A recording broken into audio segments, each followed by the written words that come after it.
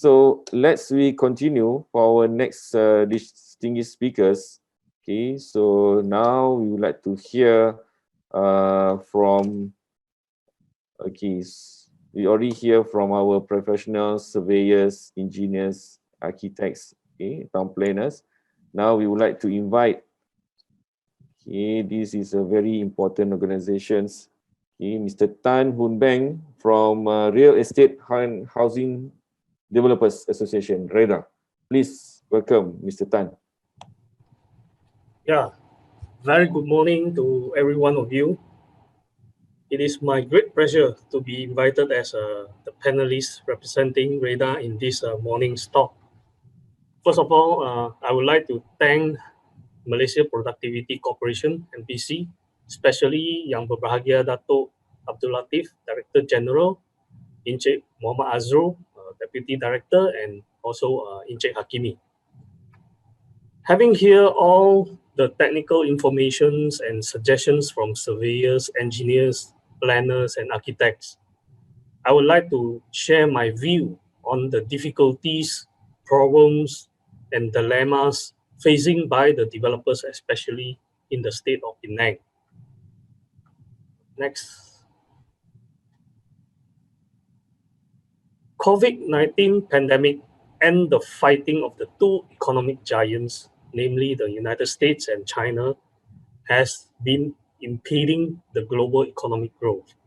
As we all know, property development and construction industry are one of the main economic drivers of the country. As such, the difficulties, problems facing by the industry players should not be taken lightly by the authorities. The failure in this industry will bring disasters if not addressed adequately, because it is not only affects the industry alone, but also 140 over upstream and downstream related industries. For example, the professionals like architect, engineers, surveyors, environmental specialists, lawyers, bankers, and even the suppliers of construction materials and equipment. In this talk, I would like to bring up basically three major issues and also the proposed action plan. Hopefully, those in the authorities will hear it, and let's sit down and discuss further on how to work constructively towards a solution that make no losers, but all of us are the winners. The three issues challenging the property development industry that I'm going to bring up are: number one, compliant costs; number two, development policies and guidelines; and number three, the provisions of the social housing. Next. First, I would like to let us look at these compliant costs. The compliant costs have been going up over the years, and this has been actually increased the cost of the development, which eventually translated into price of properties to the buyers. The compliant costs are now almost getting closer, or in some areas equivalent to the construction costs. Based on what the compliant cost for a specific size of the development, it stands at about 426 ringgit per square foot by land area, or 152 ringgit per square foot by plot ratio. This is not inclusive of land costs, construction costs, conversion premiums, capital contributions, even to the capital contributions to the utility companies like PNB, IWK, PBA. Who knows in future, maybe even MCMC will also ask for capital contribution for internet. Although under the state government HOC, which actually start from 10th of June last year, and it will be ending 9th of June this year, there are some minor reductions, but it only reduced marginally from 152 ringgit per square foot to about 134 ringgit per square foot. And this direction is going to end. I mean, this reduction is going to end middle of this year. However, the compliant costs, like development charges, car park contributions, infrastructure charges, which was introduced a few years ago, all these contributions, including the drainage contribution, hawker store, low cost, LMCs, etc., have all increased tremendously. Next. Other new contributions or additional requirements which are actually the cost to developments were introduced, like provisions of CCTV in public area by developers, SCADA systems for street lightings, lightning arresters for all houses if it is landed, and provision of bus stops. Developers are paying development charges and taxes. Rightfully, the government should use it to upgrade all the public facilities and infrastructures. Looking at the current situation and the outbreak of the COVID-19 virus, and also the extended MCO to many states in the country, which is extended until 4th of February this year, local authorities and state planning should be more considerate in softening the policies and guidelines in order to support this industry that is a major economic driver. We noticed that due to the tough guidelines and residential developments, in order to overcome this dilemma, many developers have chosen to build service apartment and sell it as residential. We all know this is just a quick fix and is not a healthy practice, as it will create a lot of problems to the purchasers and local authorities. And we really need to draw out a long-term solution. There's no way to stop developers to build service apartment as long as the policy and guideline for residential remain tough and not feasible. A good urban planning is all we need to stop all the unnecessary requirements for community facilities such as hawker store and markets, when there are plenty of hawker centers and coffee shops surrounding many new developments. In most instances, the local authorities do not require the facilities, but will ask for contribution in lieu. Private utility companies such as TNB, SPAN, PBA are imposing capital contribution charges on developers when developers are already incurred substantial costs in providing these infrastructures. These utility companies are going to collect revenues and earn their profits from the end users, which is the house buyers, when the projects are completed, and yet they are imposing additional costs to the house for the buyers by imposing this contribution, which I think morally should be their responsibility to build. Next. Other than the hefty contribution, in terms of dollar and cents, the unfriendly development guidelines are taking a toll in the development land. Based on the feasibility studies for 100% residential development, I think I have overshoot. So can you please go to the next? Yeah, this one.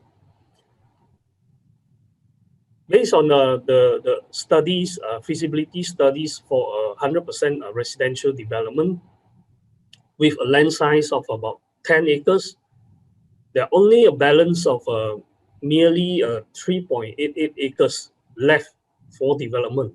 Why?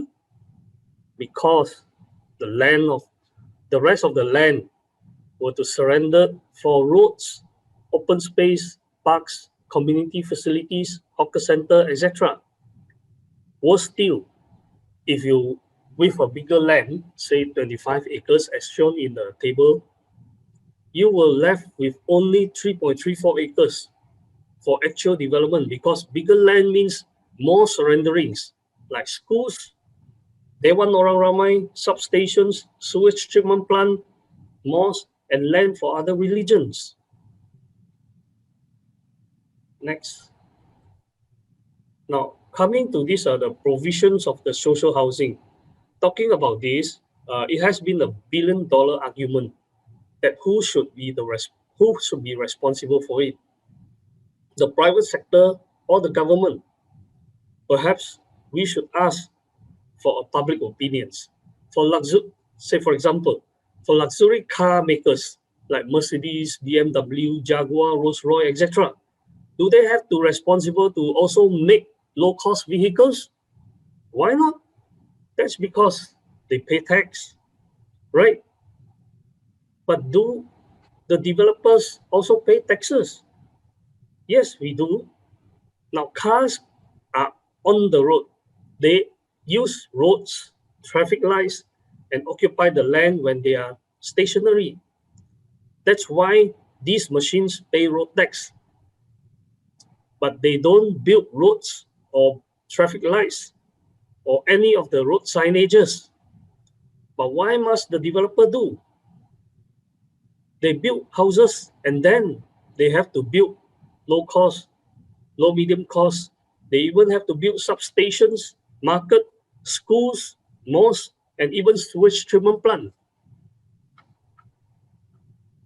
The cross-subsidy model has made the house development not feasible, and it leads to increase in cost and ultimately the price, which is going to burden the buyer. It is actually the public who are paying for this social housing. Then what is the government doing? The role of social housing is the responsibility of the government.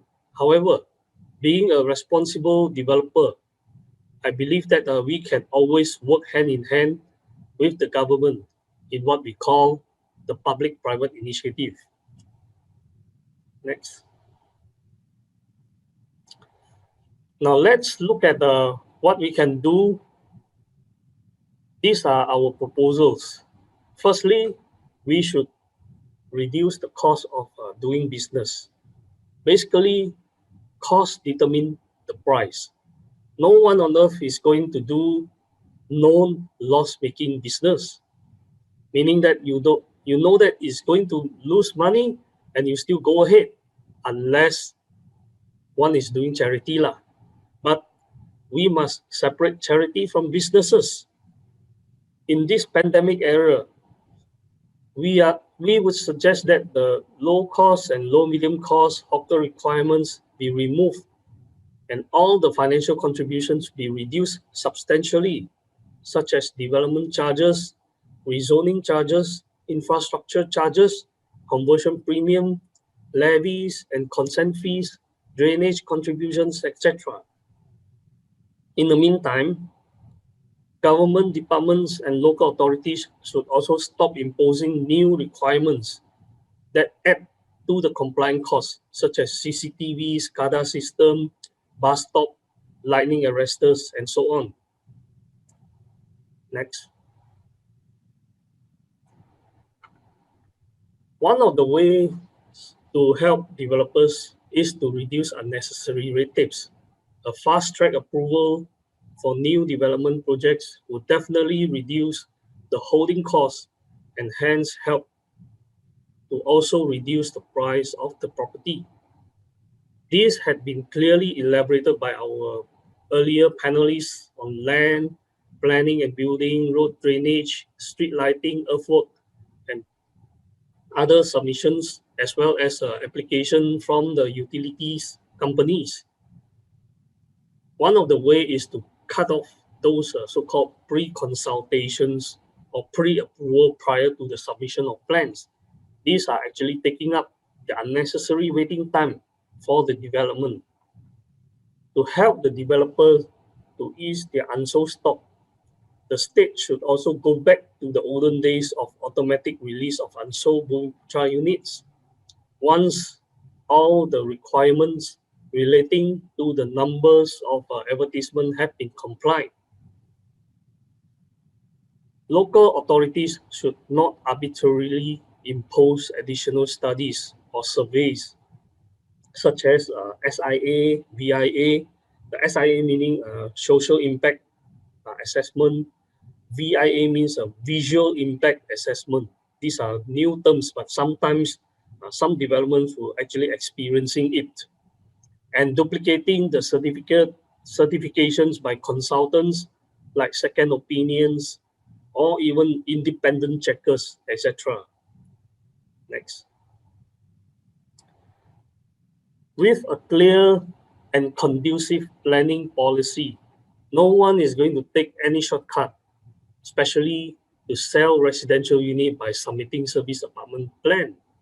As such, government should provide more incentive on residential guidelines to make it feasible for developers to compete and build better design accommodations at a more affordable price. Density and plot ratio along the mass public transport system should be reviewed upwards to take the advantage of the convenience of the public transport. Next. A centralized information database for housing is what I think the state needs to establish if we were to address the issue of housing in the right manner, at the right time, for the right people. Usually, projects go haywire because of the mismatch, and it all due to the lack of database to monitor the demand and supply of all type of houses. Furthermore, there is no centralized data analysis on the supply and demand of the affordable housing according to types and locations that could be shared with developers. This will definitely help to tailor make the right type at the right place for the right people. The responsibility of the public and social housing lies on the private developers at the moment. As I had mentioned earlier, this type of cross-subsidy models leads to increase in price of non-subsidized housing. We view that the role of providing these public or social housings should be reverted back to the government. And in order to help those who cannot qualify for bank loans, the government may also consider the package for rent to own. With that being said, the property developments will not cease to be a crucial industry, as it is still an undeniable basic needs in everyone's life. It is a big ticket item, and I seriously hope that all that have been discussed will get the attentions of the relevant authorities. We will be grateful if we are given a chance to have a dialogue with the state to really help to bring the cost down and cut the time of processing so that the benefit will eventually be transferred back to the people. With that, I'd like to convey my heartfelt thanks to MPC, the organizing body, for this webinar. Thank you. Thank you, Mr. Tan Hun Beng from REHDA. Yes. So for sharing your presentations. Few points I really interested to highlight to all our audience, as mentioned by Mr. Tan earlier.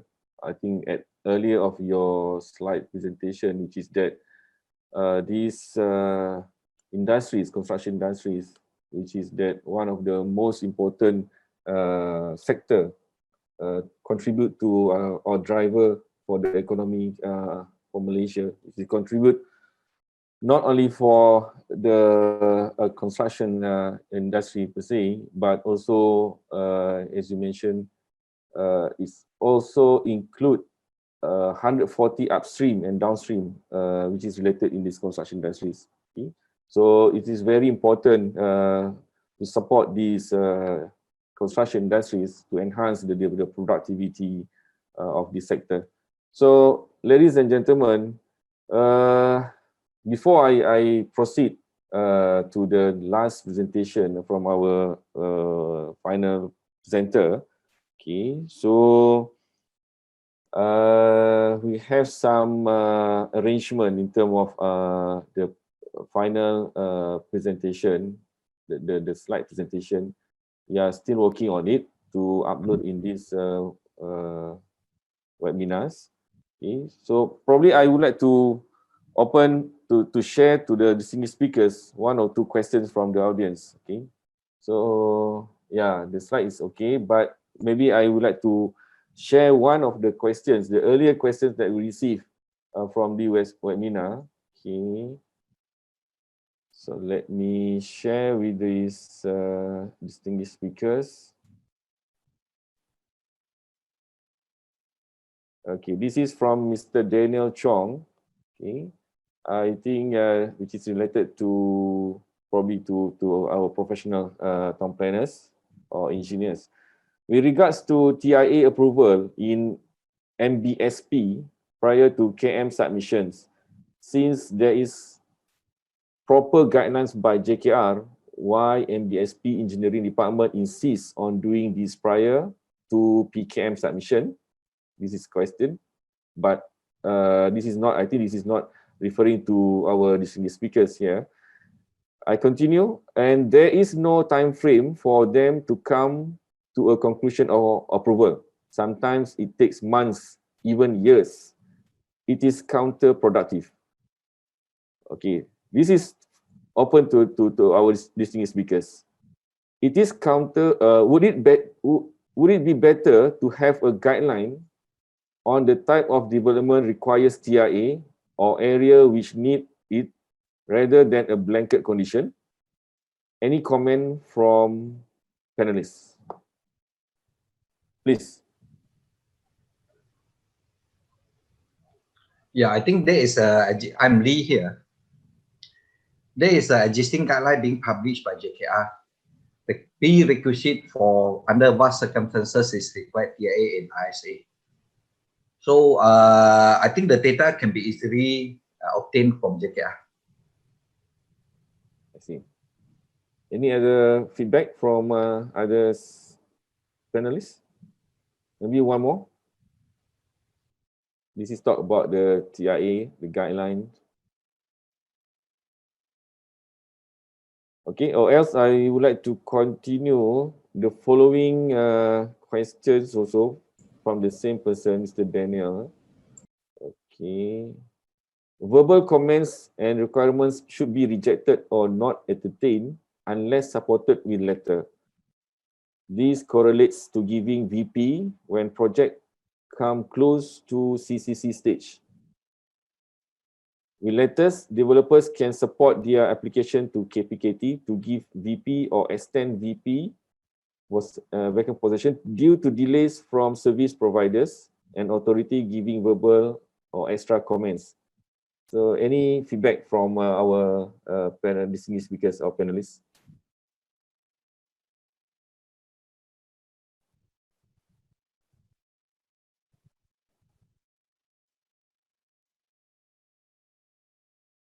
Or maybe I would like to repeat again. Okay. This is from Mr. Daniel Chong. Okay, he mentioned that verbal comments and requirements should be rejected or not entertained unless supported with letter. This correlates to giving VP when project come close to CCC stage. With letters, developers can support their application to KPKT to give VP or extend VP due to delays from service providers and authority giving verbal or extra comments. Any comments from the panelists? Well, I totally agree that we should not entertain verbal comments or verbal requirements. Any comments or requirements from any of the relevant authorities or government agencies should be supported by a letter. I think this is very crucial because when it comes to application for CCC or even later on the issuance of the vacant possessions, you need all these supporting letters to actually ensure that every department has already all the requirements has been fulfilled, and the issuance of CCC is based on what clearance and also requirements that has been actually written and stated in writing, so that there won't be any dispute or any problems later on when it comes up. So I totally agree that the whoever the authorities or relevant government departments should not just tell verbally. Well, during the verbal discussion, yes, they may actually say it out verbally, but there's definitely it has to be substantiated with a letter in order for it to be kept as a record and to follow up and to ensure that everything has been complied with. Thank you, Mr. Tan. So we hope that both answers given by our distinguished speakers, by Tom Lee and also Mr. Tan, could be sufficient from the question given by Mr. Daniel Chong. Okay, so before I invite our last presenter, okay, so thank you to everybody, to ladies and gentlemen, participants, audience, speakers, because we are still stay for the past of almost 2 hours, more than 2 hours. Okay, so thank you. And then I would like to invite our last but not least, the final presentation. Please welcome Surveyor Saw Soon Kooi, Quantity Surveyor from RISM. Please proceed, Surveyor Saw. Yes, thank you, Azrol. First of all, I would like to thank MPC for inviting me to present my paper on the topic of cost impact of compliance with authority requirements, with particular reference to Penang. I would like to say that some of the data that I have used for the purpose of this paper have been shared to me by REHDA, and I think we'll go to the first slide then. And okay, this first slide here shows the list of authority requirements and the contribution charges payable. In this case, it applies to Penang, but I would say the items more or less are, except for some, these items are also applicable for the Seberang Perai area, except that the rates and some requirements are different. Now, if you look at it, you have a list of 11 items here. Number 1 to number 9 are basically requirements of the MBPP and the state government, whereas the number 10 and 11 contribution or rather capital contribution charges levied by the utility companies. Now this, the list here do not include the capital contribution costs chargeable by TNB, as TNB charges based on the actual requirement on a case-by-case basis. Now you notice that the rates that you see here are expressed over the cost per acre. I believe these are figures that have been analyzed by REHDA through a number of their cases. And when you total up all these 11 items, you will find that the cost per acre of compliance comes up to be about around 18.5 million per acre. Or when expressed, I think earlier Mr. Tan or REHDA has mentioned, when expressed over the land cost per square foot, it comes out to something that's 426. And if you divided by the plot ratio, it comes up to something like 152 ringgit per square foot. Now this is considered pretty high under present circumstances. And the concern now is, of course, there's talk of more requirements to be thrown to developers, such as provision of SCADA, bus stops, and a few other things. So now, can we move to the next slide? Now, what I've done here is, for my case study, is actually to come up with some hypothetical cases based on 4 scenarios. The first scenario is, or rather the first 2 scenarios, scenario 1 and scenario 2, is based on a piece of land for development amounting to 10 acres. First one is fully 100% residential development. The second one is a mixed development comprising 80% residential and 20% commercial. Now, scenario 3 and 4 are bigger size land, 25 acres. So scenario 3 being 100% residential, and scenario 4 being mixed, 80% residential and 20% commercial. And all these case studies are based on having a condo size of 1,400 square feet net.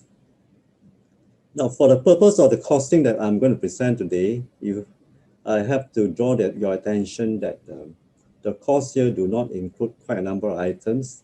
The main items being the land costs, professional fees payable to consultants, financing costs of developers overheads, sales and marketing, and there are a few other items as well. The next slide, please. Now, all this, the next 4 slides are actually development data that I have obtained with the assistance of REHDA in respect of each of the 4 scenarios. I think what I'm going to do is just to summarize for you, and then you can at the same time, if you like, zoom in later to look at the details. Basically, each of the slide here shows for the particular scenario based on the land size, what's the land utilization, the density, and land utilization and the density and the space calculation, and also the requirements of authorities in respect of either schools, community facilities, hawker stalls, and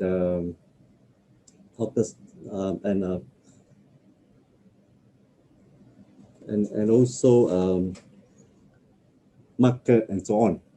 So now, very briefly, in scenario 1, we are talking about 100% residential development, and we have something like 100, based on the calculation, is the total number of units that can be built is 1,280 units of condominium. But requirements here calls for provision of 384 units of LMC, and 320, and of the 1,280 units, 320 units must be affordable housing. Now, and in terms of the community facilities, you need to provide land for a school, and apart from that, you have to provide a hawker center and a market. Now, the second scenario, where you have the mix of 80% residential and 20% commercial, the calculation comes up to having 1,000. I think you can shift to the next slide. Then you have 1,024 units of condominium, and for that we have to provide 308 units of LMC, and of the 1,224 units, 256 will be affordable housing. And in terms of communities facilities, you have to provide more or less the same, except that the sizes involved will be different. Then we skip to scenario number 3. Here, on the 25-acre piece of land, you have something like 3,200 units of condominium. And for that, the developer provides 960 units of LMC. And out of 3,200 units of condominium, 800 units has to be affordable housing. And again, the communities facilities are more or less the same, except for in the case of the school land, the land required will be much bigger. And of course, you still require hawker centers, market sizes, of course, a lot more. Now, in the 4th scenario, where you have the same 25-acre piece of land, where you have 80% residential and 20% commercial, we come up to, can we move to the next slide, please? Scenario 4. Okay. Now, it's we get 2,560 units of condominium, and for that, we need to provide 768 units of LMC and 640 units of affordable housing. And also for that, apart from residential, then you are getting something like 83,000 over square meters of commercial. And I forgot to mention, in the scenario 2, there is also some commercial content. The commercial content here will be something like the 32,000 square meters of commercial space.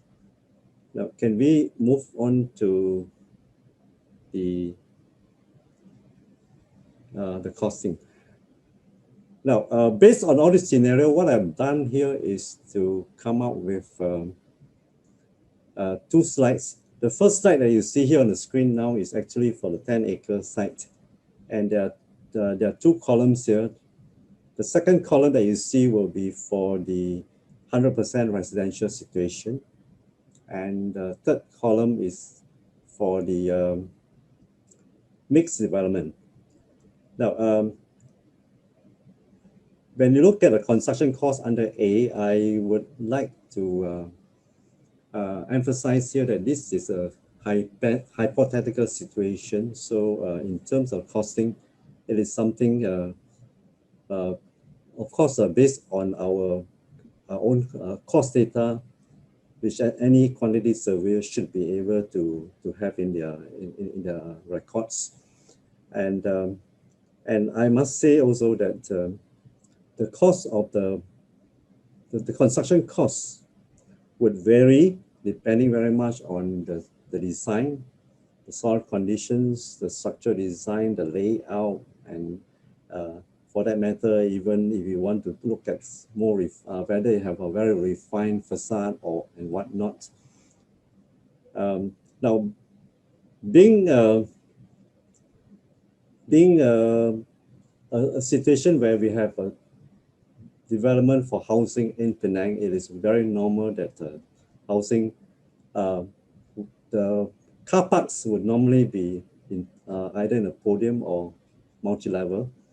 Of course, there will be a bit of it on the ground, but because of the land cost, you cannot afford to have all your car parks on the ground. So you will find that in this situation, the construction cost should vary in the region of if we would include the car park, it should be in the region about 3 to 350 per unit. I think it's easier if I confine my discussion to the cost per unit. Now, as you go down the line, when you look at the contribution charges, you'll find that the first contribution charge that we have listed under B1 is actually the development charge. This is the amount chargeable. This is MBPP has a rate of development, and based on this situation, we find that it is something like 3.2% of the construction costs. Meaning that if we express this amount, the cost per unit of 15,781 over the construction cost, it works out to 3.2%. And then the second one, LMC provision. This in this situation, because it is something like 10 acres, so the costing that I provided here is actually based on the physical provision of those LMC. So based on the 384 units for this situation, it comes up to be about 34.5 million. And when expressed as cost per unit of the condominium, it comes out to be 36,000. So now on top of that, as I mentioned, you also have a requirement to build affordable housing. So if you look at item B6, it's another, for this development, it's another 57.6 million. And when expressed over cost per unit is another 60,000 per unit. And in terms of percentage, it is 12.16%. So if we were to add the cost of, just now Mr. Tan was mentioning about social housing, if we were to add the cost of these two, it comes up to something like 96,000 per unit of the condominium that we are building. Now the rest of the provisions, although they don't look very high, but then when you were to add up all this, then if you, as you can see at the bottom below, it comes up to something like the total compliance cost per unit is something like 145,000 in this situation for 100% residential. Of course, when you go to the second situation where you have mixed development, then it comes up much higher to 159,000 per unit. But of course, in the case of the commercial, in the case of the mixed development, the commercial content will more or less help to reduce or to cross-subsidize a bit. Now, when we express this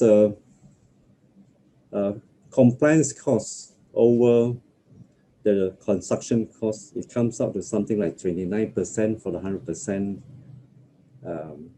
residential and 27.5% for the mixed development. Now, if you look at the next slide, the situation is more or less the same. More or less the same, except the numbers are just, I'm talking about when you are talking about cost per unit, more or less it's the same. So, so let's say we are talking about 25 acres, 100% residential development, you will find that very significant here is the provision of social housing for the 2,000 units of condominium that we are building. The developer has to spend about 86.4 million for LMC and another 144 million on the 800 units of affordable housing. So, so when these two items will add up, will be something like close to 20% of the construction costs. And if you to add again another very big item here is something the development charge, and of course you have to also bear in mind that all these charges here still excludes the TNB capital contribution, which has to be payable. So in my view, the compliance costs including the TNB charges, would be well above 30% of construction costs. Now, on this page, as I'm also would like to mention items like B3 infrastructure costs, hawker provision, community facilities. For those of you who are familiar with the rates chargeable by the NBPP, you find that there are differential in rates between developers from Penang and developers from outside of Penang. And for instance, if you're talking about the LMC, the provision is chargeable if in a situation where you had to pay in lieu of physical provision, then it's for Penang developers is something like 120,000 per unit, whereas the those from out of Penang is 150,000. Now, and then on items 9 and 10, the capital contribution chargeable by IWK and PBA. Sorry, it's 10 and 11. This more or less works out to something like around 1% of the sales value, and it's in a situation where you have a very large development. The capital costs involved will far outstrip the actual expense incurred by these utility companies for the particular project. Now, if you move to the next slide, what I've done is for all these four scenarios, I express this cost impact on a per square foot basis. So if you find that in the fourth scenario, the construction cost will vary from between 248 ringgit per square foot net to about close to 300 ringgit.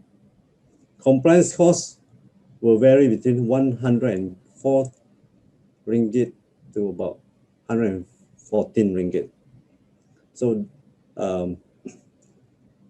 so when you combine these two, cost per square foot will vary between 352 ringgit to 413 ringgit. Now, again, expressing it over the construction costs,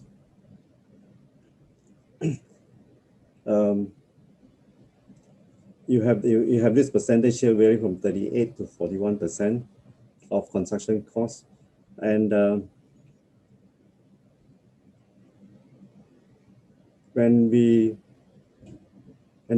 if we were to express this cost of 352 to 413 ringgit over, let's say, the selling price. So if you have a situation, let's say at 500 ringgit per square foot, the percentage will vary between 20 to 23%. At 600 ringgit, it should be in the region of about 17 to 19%. And at 700 ringgit, it's about between 15 to 17%. Now, but of course, given the present scenario, it's a challenge, I would say, for developers to be able to sell at something like beyond 450 to 500 ringgit per square foot, given the current circumstances, and taking into account the affordability level of purchases. Now, you need to bear in mind that the cost per square foot that I've got here, you have to add in the land costs, the financing costs, professional fees, and the developer's overheads. So the cost per square foot that the developer will have to bear will be a lot higher. So again, if we look at the percentages of the compliance costs, you'll find that a big chunk of this, if you look at the 103 to 114 ringgit per square foot actually accounts very much for this increase in costs that the purchasers end up having to foot, because developers will then be forced to pass on this cost to the purchasers. Now, in conclusion, I have some comments on what we can do. Then on the next slide. Now, you find that in any given development, the consultants and the developers are always having a tough time, because there's this pressure to be able to sell at an affordable level, and also to capture the market, given the fact that holding costs will be something that the developers will be always facing in the event they can't sell.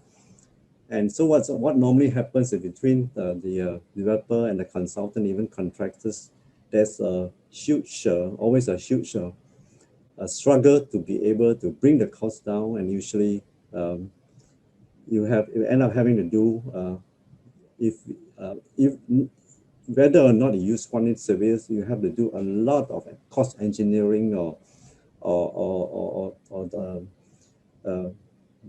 design review with a view to cut down the costs. But then, of course, we must not forget that this one area that we should look at is how best to reduce the development charges and compliance costs, which will, because they account for such a big percentage of the development costs. Therefore, there is a need to really look at to see where we can cut down. Now, what I can see is perhaps one area is to look at the differential rates of charges payable by both local and developers from outside Penang. You have to treat developers as also investors. So let's say we have developers out of Penang, they are also investors in Penang, and they are also selling at the same price as Penang developers. So there should not be a situation where they have to end up paying much more in terms of contribution charges. So that's one way which perhaps the authorities should look at in terms of bringing down the costs. Now the other big chunk, if as I mentioned earlier, is the cost of social housing. When it comes to the situation where almost 100,000 per unit is attributed to compliance with this requirement of the right of social housing, there is a serious need to review as to whose responsibility it is to provide this social housing. Otherwise, developers will have no choice but to just pass on the extra costs to the purchasers. There's also a need to cap contributions payable for the capital costs chargeable by the utility companies like IWK and PBA and SPEAD, because you find that relative to the actual costs incurred by these companies, and mind you, these companies are I would say they are GLCs. They are also profit oriented, so they're not seen as actually, although they're seen as providing utilities, it's more like a monopoly in these cases. So where the actual cost is far below the amount that is levied because of the 1% rate being used, then I would say that there is a need for the stakeholders to negotiate with these companies with a view to have a cap for large developments, where instead of having to pay 1%, there should be a cap to allow the company to recoup their actual costs of bringing in the services, plus some administrative costs. And lastly, there's again a need to really look at the provision of community facilities, hawker centers, market, religious space, and so on, as to see whether is a requirement for all projects. So more or less, ideally we should have a master plan to consider the need to provide such facilities on a district or sub-district basis, and because otherwise a lot of this space might end up being rather redundant. Or alternatively, what's happened is developers end up paying the contribution to the MBPP or the state, and then because in some situation, or rather in quite a lot of situation, these facilities are not provided physically by the MBPP. So so if this is the situation, then by reviewing the need of to provide these provisions, perhaps there can be some saving in terms of the compliance costs. I shall conclude my talk here. Thank you. Okay. Thank you, Surveyor Saw Soon Kooi, Quantity Surveyor from RISM. So yeah, at last we completed all the 7 presentations by our distinguished speakers, okay, from surveyors, from planners, architects and engineers, and we also have from REHDA. All right. So now we move to our Q&A sessions. I received a lot of questions. Some of the here probably is not a question, it's just a supporting statement from the audience. So I would like to share one question here from Mr. Billy Lim, IEN graduate member. So question is, all right. One of the item that stated in the HOC of Penang State to 2020 was the 25% discount from the 15% land conversion premium. May I know the application procedure for this discount? So the question is, may I know the application procedure for this discount? What should I do once I have granted an approval from an approval letter from PTD after the land commission and exco meeting? Shall I proceed with the application to PTD for enjoying this 25% discount? Kindly advise. So any our professionals speakers would like to assist Mr. Daniel. Mr. Billy.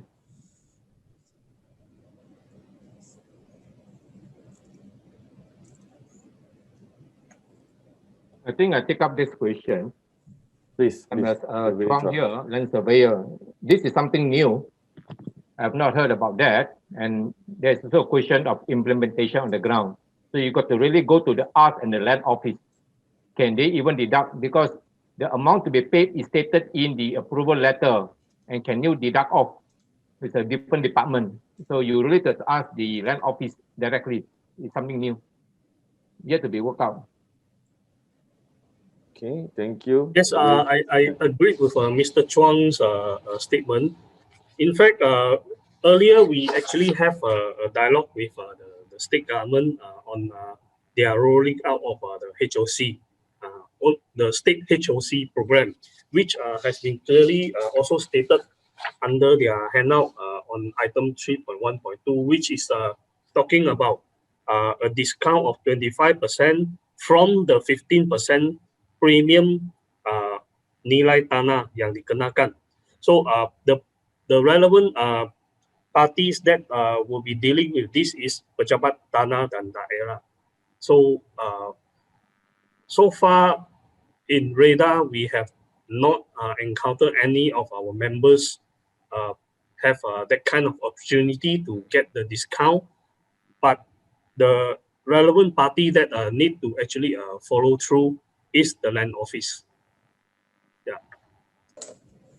Okay, thank you, Surveyor Chuang and Mr. Tan, for giving the feedbacks. Probably your answer, your feedbacks would help Mr. Billy. All right, our next questions. Okay, I don't have any information on the individual, the person who raised this question, but never mind. I will read this. Probably can get feedback from our distinguished panelists here. Regarding with planning permission, currently in MBSP, they use OSC 3 Plus system and it have its own checklist. But MBSP still refer to PKM 1A checklist, which have been used for OSC 3. Why MBSP not only use OSC 3 Plus checklist instead of using PKM 1A checklist? Okay. So maybe based from our panelists' experience on this planning permission, could share your feedback based from the question or statement made by this audience, please. Yeah, very good morning. This is Lee here. Yeah, I think the question about why MBSP didn't use the checklist by OSC 3 Plus, but generally I don't think that we are able to answer here. Should any one of the officer from the OSC and DSP is a better position to answer. But nevertheless, I would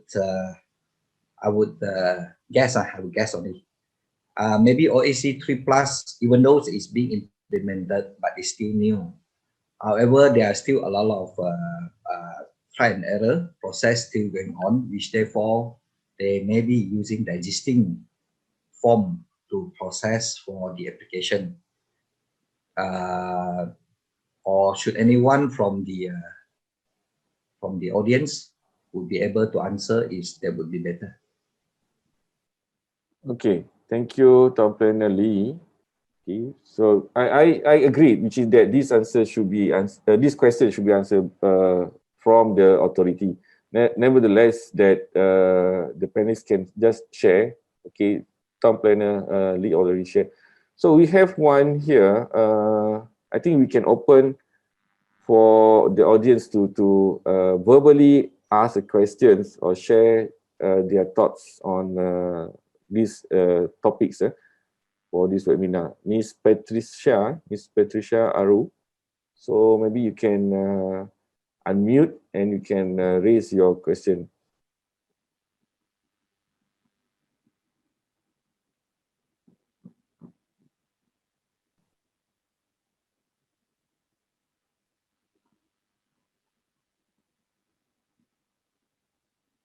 Okay, so we not here, never mind.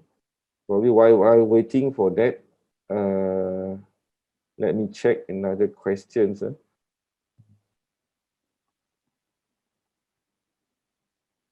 Okay, this one. Without any information, who is the individual that raised this question, never mind.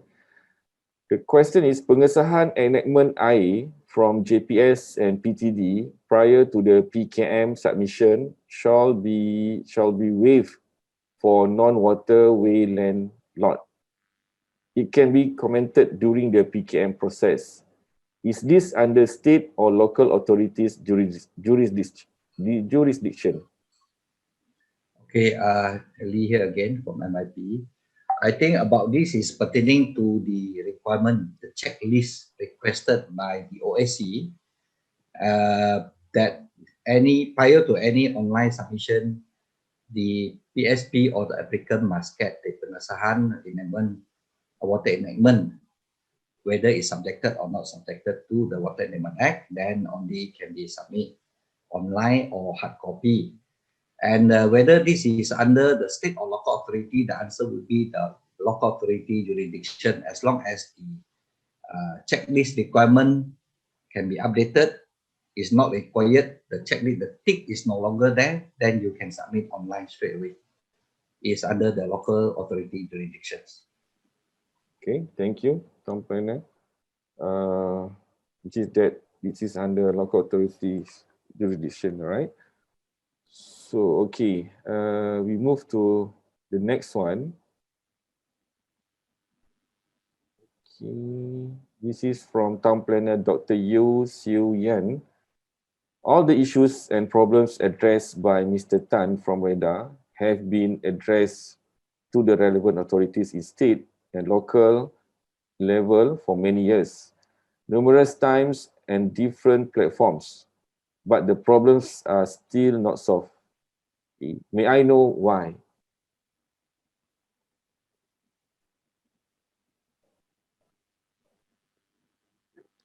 Yeah, maybe I can go ahead, Mr. Tan. No, Chong, you go ahead first. Okay, I just share my experience. I've been raising one issue on the land matter, probably item number 1 and 2, chicken and egg, planning on land matter first, and this simultaneous. For how many years? Since 2008, I raised this issue in SPEAD meeting many times, and it's still not resolved because they passed the buck, right?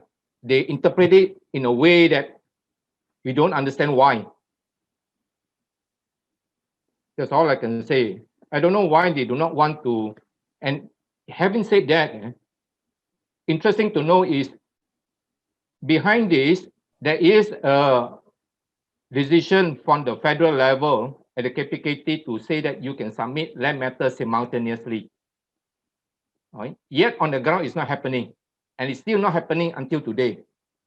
So if you ask me why, I think it's a question of the officer which keep on changing from time to time. Then the interpretation, which may not be to facilitate. Somehow or other, there is a problem of interpretation. Right? That's my opinion. Okay, thank you. Mr. Tan, anything from you? Yeah. Besides the interpretation, I think whatever implementations by the local authorities, sometimes I would say that they need to actually be supported by their own data. However, it is actually implemented not supported by data, but their whims and fancies, I would say, and also the way they interpret, and they always like to use the word that they create this policy is because of for the benefit of the people, but somehow creating some kind of these policies which so-called for the benefit of the people is not true at all. In fact, it is the other way around. They never realized that by implementing some kind of policies without any supporting data, it added into the cost. When it added into the cost, it is the other way around, meaning that it is actually at the expense of the people, not the benefit of the people. Say, for example, I just quote a few examples. The implementation of the CCTV or implementation of the SCADA system for the street lighting or additional lightning arresters for all the houses. Well, do you think that this is cost? I believe this is cost. And this cost will pass down to the buyers. But of course, on the hindsight, they say that, well, this is for the benefit of the people.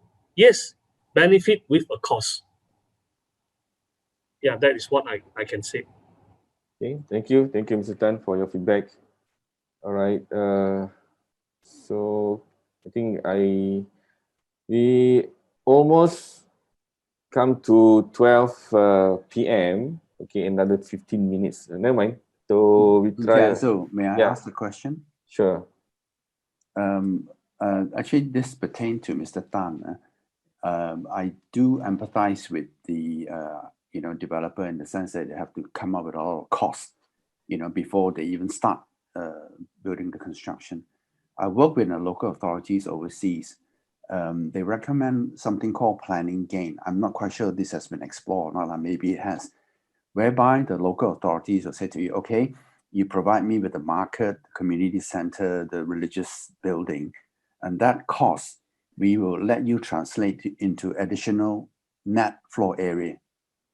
So in other words, you spend $10, I give you back $10 using extra net floor area.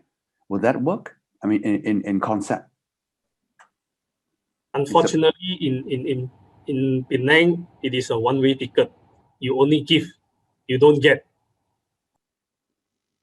I mean, if it's a kind of a win-win situation for developer as well as for the public, because you cannot ask the developer to keep spending.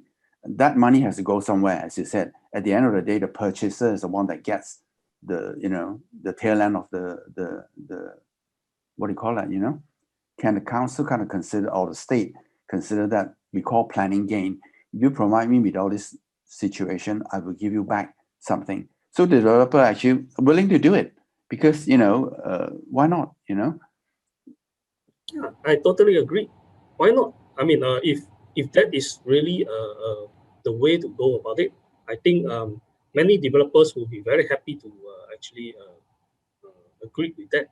I mean, paying for public amenities at the end of the day are actually translated into something that is beneficial back to the people.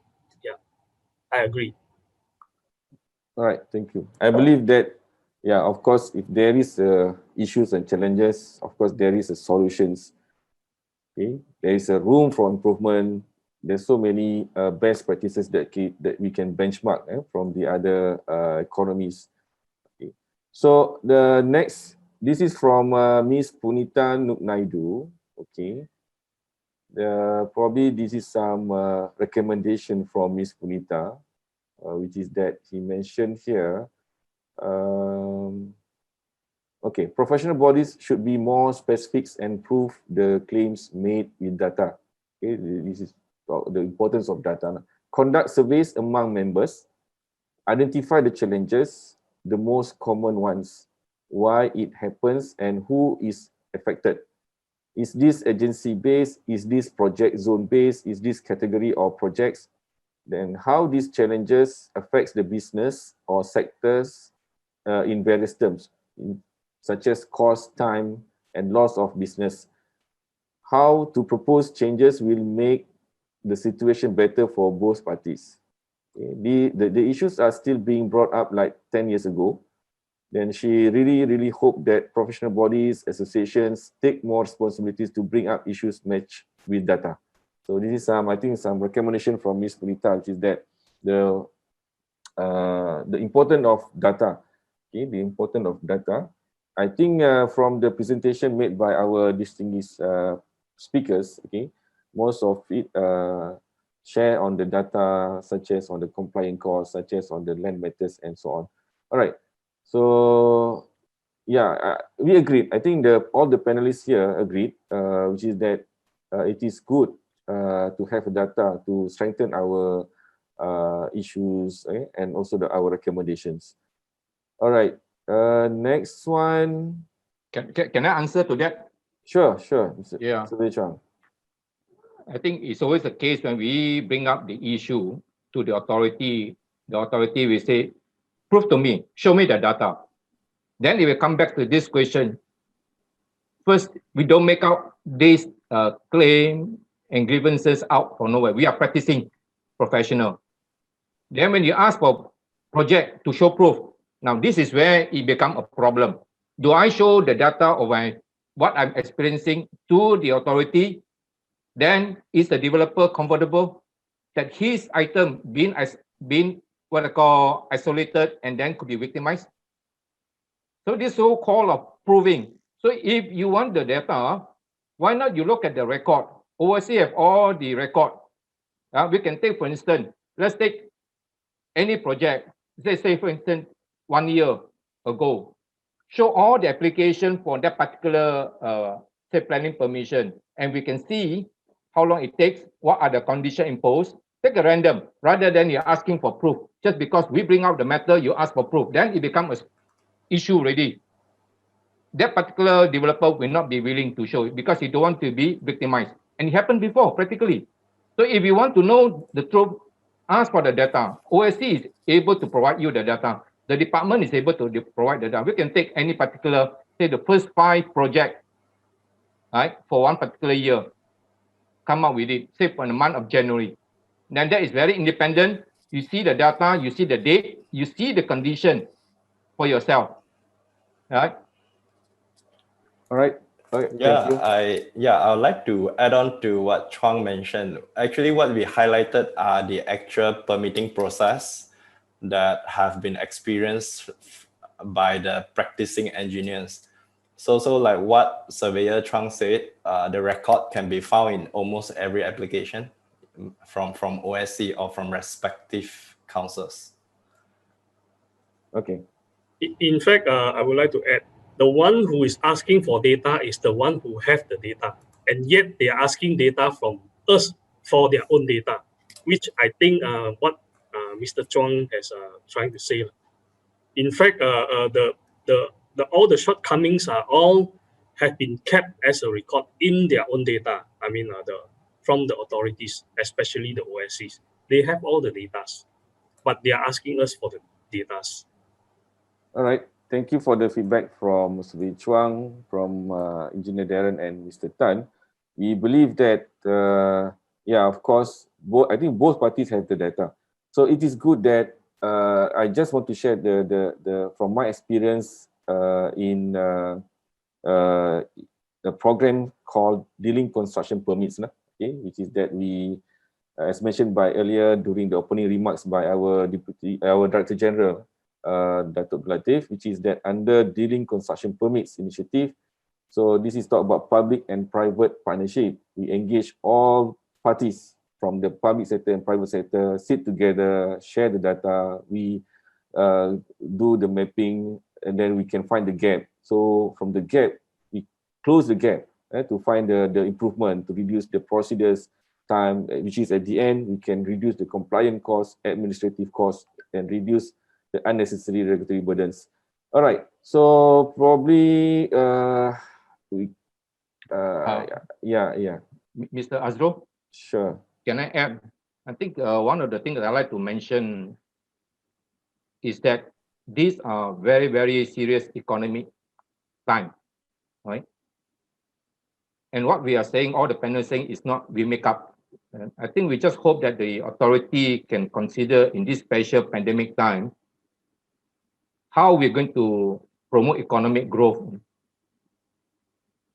One that we suggested is how to reduce this unnecessary burden, and all these conventional compliances, procedures are burdensome because it costs delay in submission, it costs money.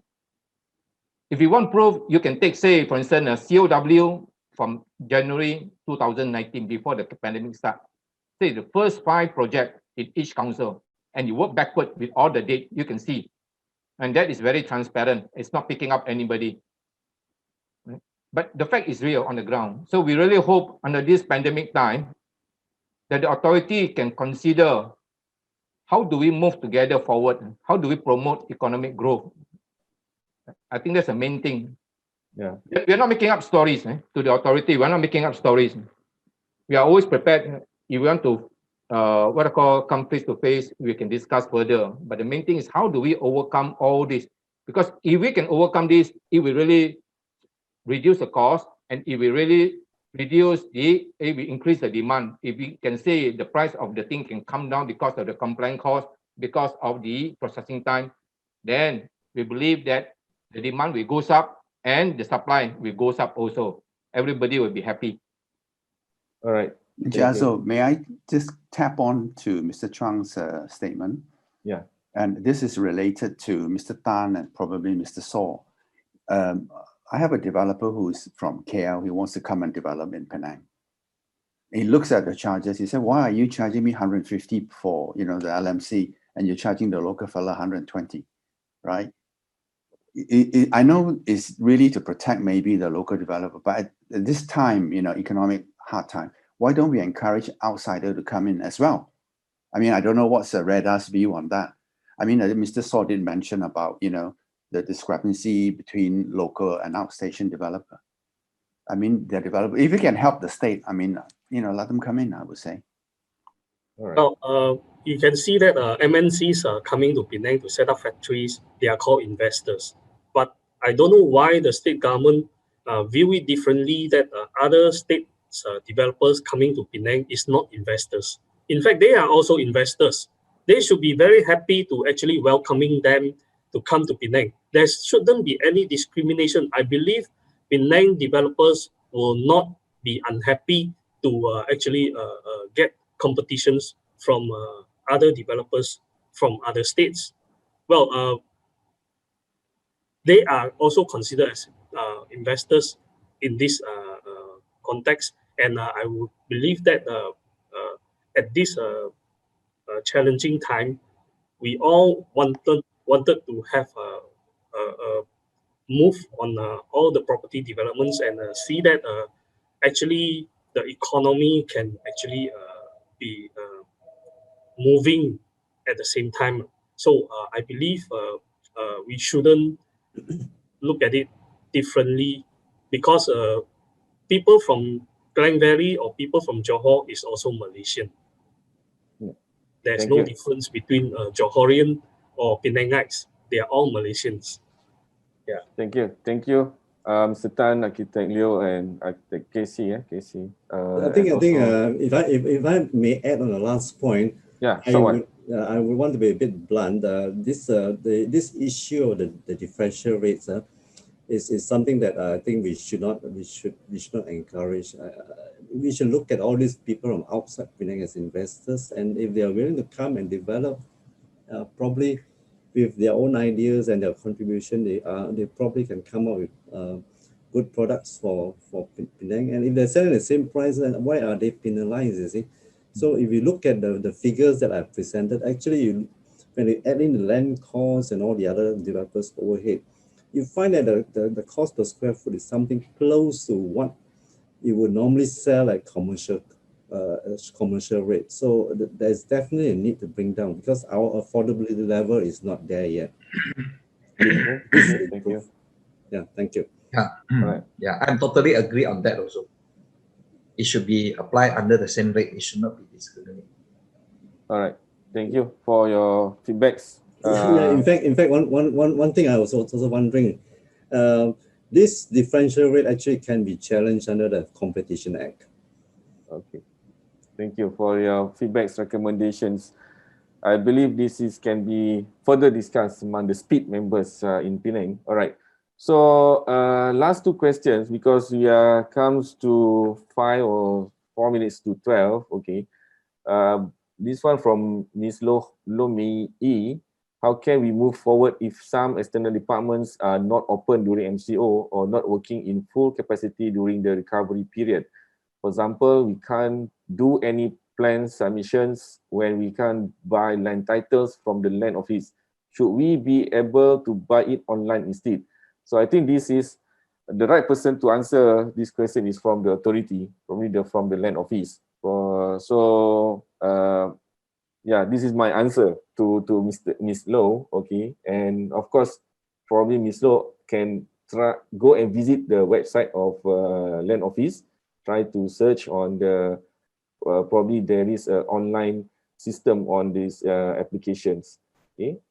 Okay, this is the last one. Then this one, I think these questions I would like to open to every of our distinguished speakers here. So this one question go to everybody here, but only short one to answer these questions. This is from Ms. Punita. I wonder the frustration is due to requirements or corruptions. I always under the impression corruption is rampant in this sector. Otherwise, the root cause is left unattended. Then she would like to hear what the panelists think about this. Okay, maybe I can repeat.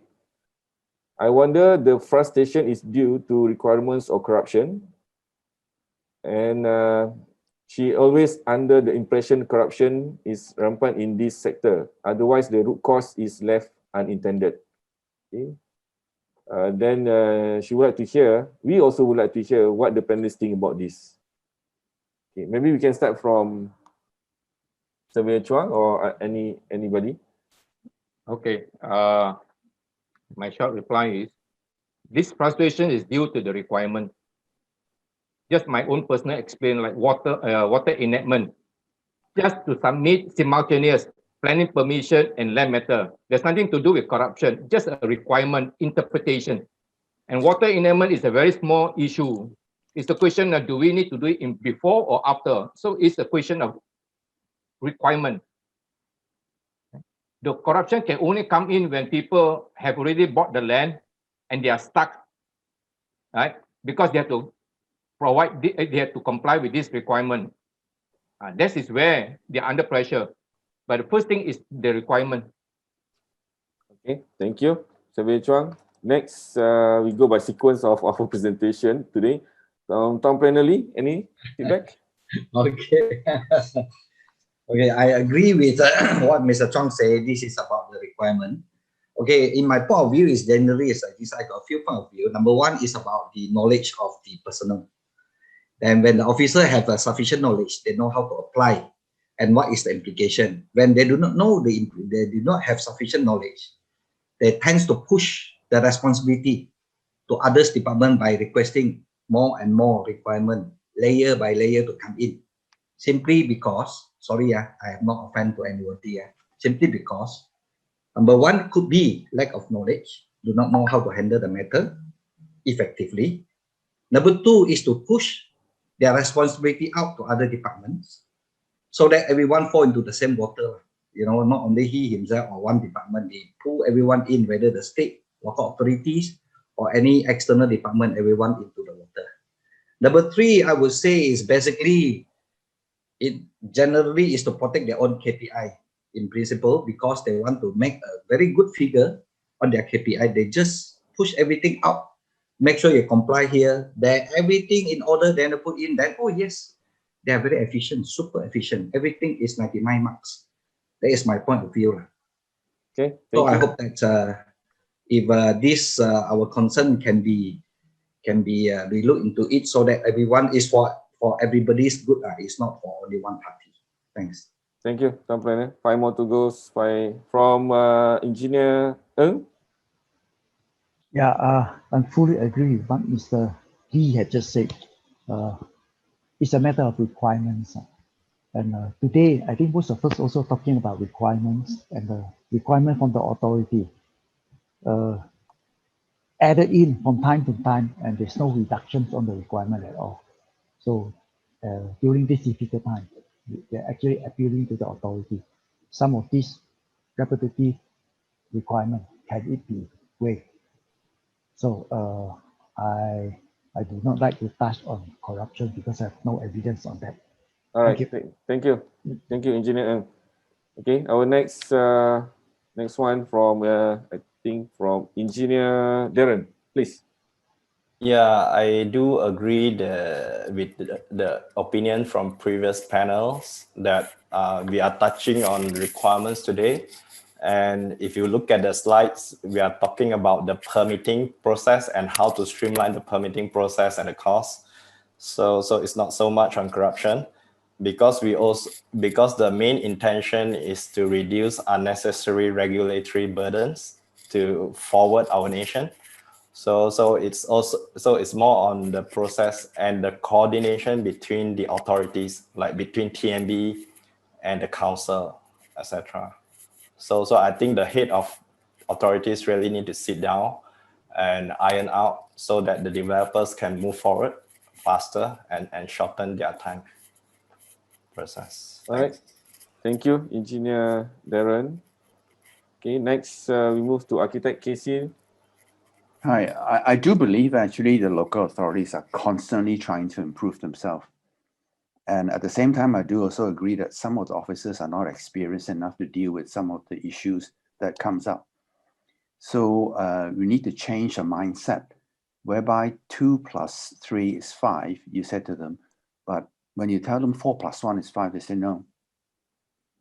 Because they're so used to doing something one way that, oh, this must come before that. So that's why actually a lot of the procedures are actually stuck, because they said, why are you jumping from 1 to 3? You haven't done 2 yet. But actually you can go from 1, 3, 5, 6, 7, and then come back and fulfill the other items. So it's a matter of experience and also a matter of able to articulate something, and you recommend to your senior and say, okay, we haven't received this yet, but let's go through with the PKM, you know, so that we don't waste time on the applicant. So it's initiative, really, a lot of initiative on the people who are actually doing the work. They need to be given that. Okay, thank you. Architect Casey. So please, Mr. Tan.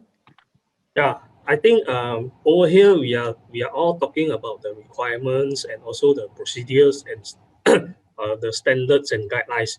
So we are here to actually bring up all the difficulties and how to resolve the problems. Of course, I wouldn't say that there's 100% no corruptions. Unfortunately, over here we didn't invite another one of the panelists from MACC. Otherwise, we can discuss it in further detail. So to me over here, we are always talking about knowledge, requirements, and also the procedures. And for that, I would also want to say that we need knowledgeable people who can actually take the lead in actually creating the requirements. Otherwise, it will be haywire. So we also hope that um, with a continuous dialogue and like what I've mentioned in my presentation just now, that if we have an opportunity, maybe the MPC can also act as a mediator to bring us together with the state government to actually have a more frequent dialogue to actually voice up what are the problems and how to solve it, and we can do it constructively and make Penang a better place and also beneficial to all the peoples. Yeah. All right, thank you, Mr. Tan. And our final presenter, Surveyor Saw. Please, Surveyor Saw, your feedback. Yeah. Apart from agreeing with what the other speakers have mentioned, what I like to add is if we are dealing with requirements, I would say that the requirements and the levies are quite clearly stated on paper with the various departments and authorities. So and for that matter, even when plan submission and approval, they are all done at committee stage where meetings are held on a very transparent basis. So I would say corruption is not a big impediment in all these cases. Thank you. Okay, so now we come to end of our session on our today's National Competitiveness Series webinars, talking about construction permits especially at Penang. So thank you once again on behalf of Malaysia Productivity Corporation. Thank you very much to all our 7 distinguished speakers, and of course, highly appreciated, and thank you very much to our audience, our participants who participated in these webinars. So yeah, it's not easy to sit and focus for 3 hours. Now we already exceed 3 hours. So again, I would like to conclude that these webinars for today's topics that our concern is to look at the recommendations provided by the professionals bodies to enhance or improve the productivity under the construction sectors, especially in Penang, where we can see that from the presentation inputs given by the presenters talking about to reduce the compliance costs, administrative costs, to reduce the procedures, where we can, while reducing the procedures, probably it can reduce the delays, the times, okay, and of course the cost. Then the most important that we would like to reduce the unnecessary regulatory burdens. We look forward for the regulators to come up with the quality regulations where it will never, it will not given any burdens to the businesses.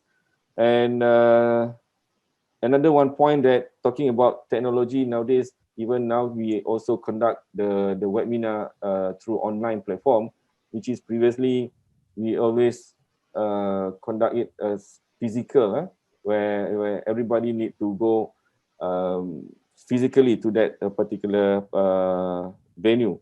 So now, talking about technology, we have people talk about IoT, industry forwards, and etc. So of course, we believe that authorities is continuously do their best to improve their systems by providing online systems. Even we also noticed that OAC 3 Plus also have the OAC 3 Plus online nowadays. Okay, so ladies and gentlemen, distinguished speakers, for your information, our event today also is also supported by our Northern Region Office. We have MPC Northern Region Office at Kepala Batas and Bertam Kepala Batas. So please go and visit our office there, led by our Director, Dr. Mazrina Ibramsa at Northern Region Office. So please also visit our platform, okay, which is can be informative to all the visitors, for those who can visit the UPC, Unified Public Citation, okay, www.upc.mpc.gov.my. Another one is MyMuda, okay, mymuda.mpc.gov.my. So please visit these two platforms where you can share your recommendations, okay. At the same time, you can get some information through these two platforms. Okay, once again, thank you everybody. Thank you very much to all our distinguished speakers.